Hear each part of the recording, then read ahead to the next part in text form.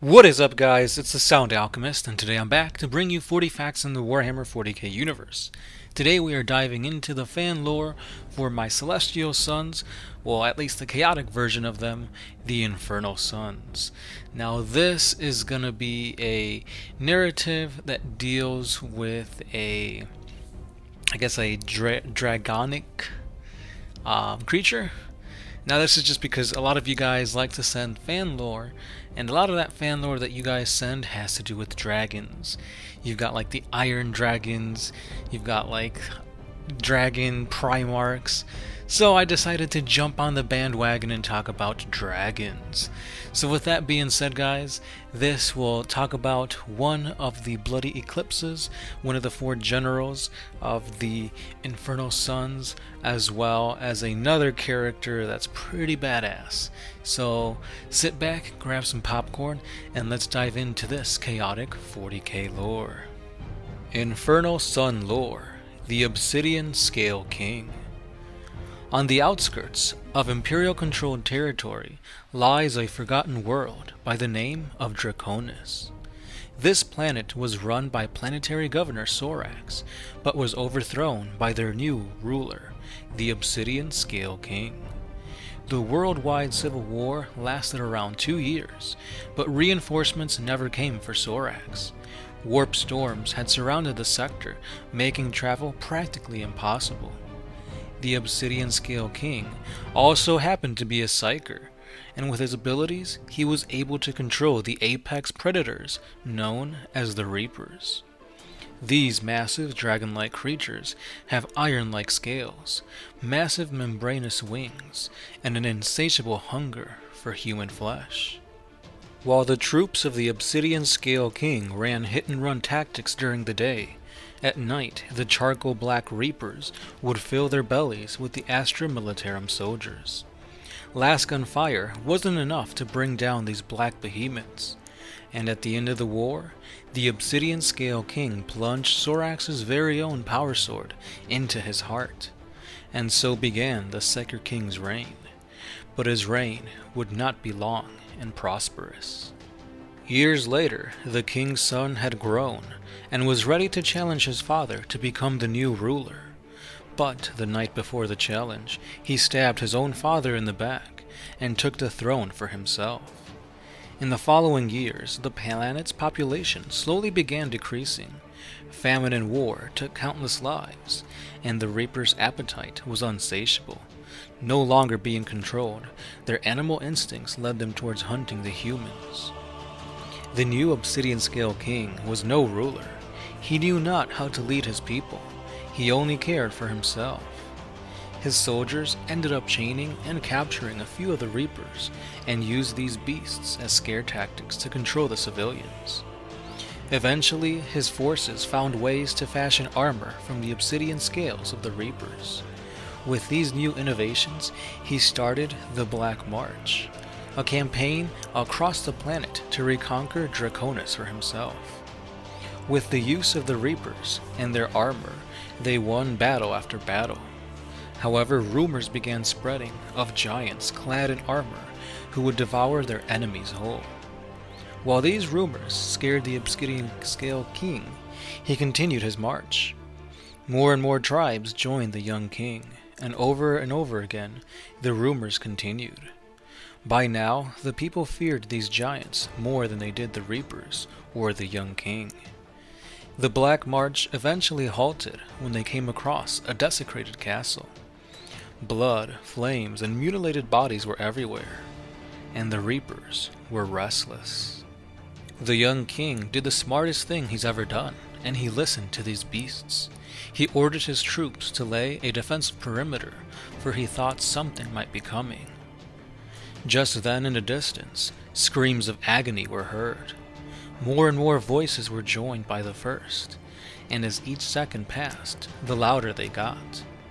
Out of the tree line, the Suneater Chaos Space Marines emerged. Bolter rounds exploded from their muzzles, and chain axes revved as they assaulted the Obsidian Scale troops. Luckily, their armor was resilient and tough, for most of them to survive this initial assault. Last gunfire shot back at these strange enemies, but they were barely doing any damage. "Unchain them! Set the reapers free!" yelled the king, and with a mighty roar, the dragons attacked. Razor-sharp claws and massive jaws tore into the Chaos Marines. Chain axe blows had practically no effect upon these obsidian creatures. My oh my, quite the beautiful creature, wouldn't you say, Icaros? The bloody eclipse, in dedication to Slaanesh, revealed himself.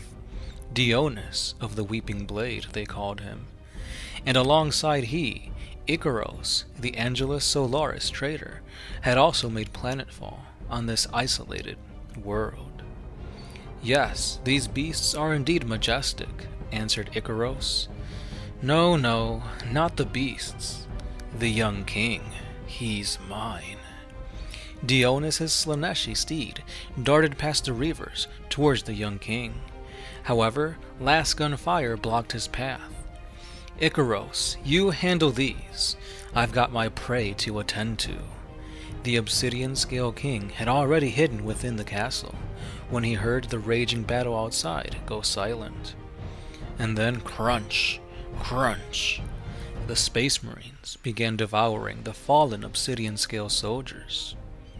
Ah, there you are. During the next few weeks, Draconus fell into the grip of chaos, and Icaros declared himself the new Obsidian Scale King. Draconus began his ritual to ascend into a new form, more beautiful and alluring than what he currently was. Hundreds of enslaved humans were brought forth and forced to procreate with one another. The symphony of their moans could be heard for miles. As the ritual reached its climax, a warped tear opened, and Draconus began to enter it. However, Icaros stopped him. "I am the king of this world. I will be the one to enter." "I was waiting for you to say that." "I guess this means you'll have to die here. A pity. One so beautiful such as yourself should live on forever. But I promise you, my blade will weep for your life." Demon Blade met against Power Sword as the two Infernal Sun Marines fought. For they knew the victor would gain immeasurable power. They fought with everything they had. Icaros, who now donned the Obsidian Scale armor, used his training from when he was a part of his Primarch's bodyguard, the Angelus Solaris, and eventually he gained the upper hand. His jump pack gave him better mobility, but Draconus always aimed for perfection, and so he waited for the perfect opportunity to strike the killing blow.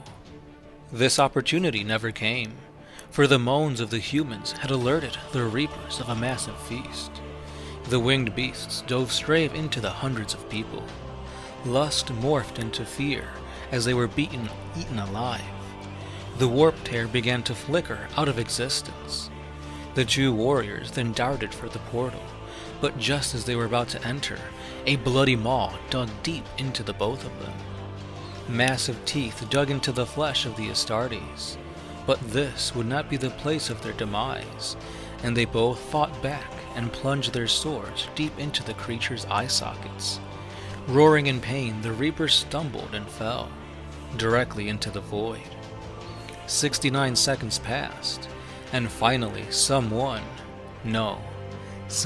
emerged. Draconus had indeed ascended into demonhood. Horns protruded his skull, and he now had large breasts, and his arms became scythes. His legs were replaced with a massive tail, but this tail was attached to something. This something, he now realized, was the Reaper, but much more massive and muscular. Membranous wings surged with psychic lightning, and two massive horns crowned the Reaper's head. Within the creature's torso, Icaros emerged. He too was fused to this beast. Dragon and corrupted superhumans entered, and what this void regurgitated out was the birth of a creature never before seen, never before existed, never before thought of. It is neither Draconus nor Icaros. From this day on, the galaxy will know the chaotic terror of the endless death. And with that being said, that marks the end of the lore for the Obsidian Scale King. So what did you guys think? It took me 3 days to come up with this lore and write it out and change it and make it into something that I really enjoyed. So here's a little bit more lore behind Icaros. So he is Chaos Undivided. He's a Chaos Lord now, and he is the newest member of the Infernal Suns. Icaros betrayed the Celestial Suns after almost killing Tachyon Black. Now Tachyon Black was the leader of the Angelus Solaris, so he took him by surprise and he almost ended his life. However, after this, he ended up traveling alongside Dionys's Chaos Warband, and they both took a liking to this planet of Draconus. Here he took control of the world, declared himself Chaos Lord of the Obsidian Scale, and then he became this Demon Prince. Now when it comes to Dionys of the Weeping Blade, he is one of the 4 generals of the Infernal Suns. He is the Slaaneshi aligned Bloody Eclipse. He's a sorcerer, and he's got that steed of Slaanesh. Now this warrior, like I said before, he's obsessed with 2 things: achieving perfection in his swordsmanship and courting the most lovers. So he rides upon his majestic steed, using his lustful sorcery to enchant those he deems beautiful. But just before he would conquer his prey, he penetrates them with his deep, long, throbbing demon blade. Now it's called the Weeping Blade because he's killing those he deems beautiful, and that's one less beauty that the galaxy has. So poetic justice. But then we come to this hulking, huge monstrosity known as the Endless Death. It is a Slaanesh Demon Prince because you got Dionys in there, so it is an unholy fusion of Chaos Space Marine and the Reapers. It's a massive demonic beast, and it is as deadly as it is hideous. It flies upon its massive wings as it breathes warp flame into its terrified enemies. So basically this creature, even though he has 2 Chaos Space Marines within itself, it pretty much just does, it is sentient, it does think, it knows what he's doing, but he pretty much relies on its animalistic tendencies. So it's not as smart as either the 2 warriors, but it is a hulking beast. Now if you want to play this Demon Prince out on the battlefield, I came up with rules. They're all legal, so as far as I know, you can field it. You just gotta find a model suitable enough for it. So it is a Demon Prince with wings. It's got the Mark of Slaanesh. It has Unholy Fortitude, which is basically adds an extra wound, and it gives it that 6+ feel no pain. On top of this, he also has the Intoxicating Elixir. If he's your warlord, you know, I'd probably make him your warlord. So what Intoxicating Elixir does is it gives him an extra +1 to strength and an extra +1 to attacks. On top of this, he is a Psyker.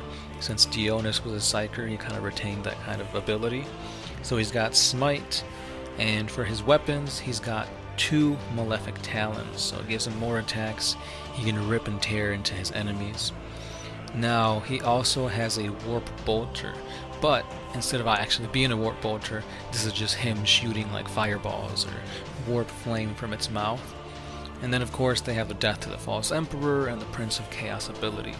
So at the end of it all, I believe the points add up to 183, which is pretty good. It's not too expensive, it's really resilient, and I feel like it'll do work in 40k games.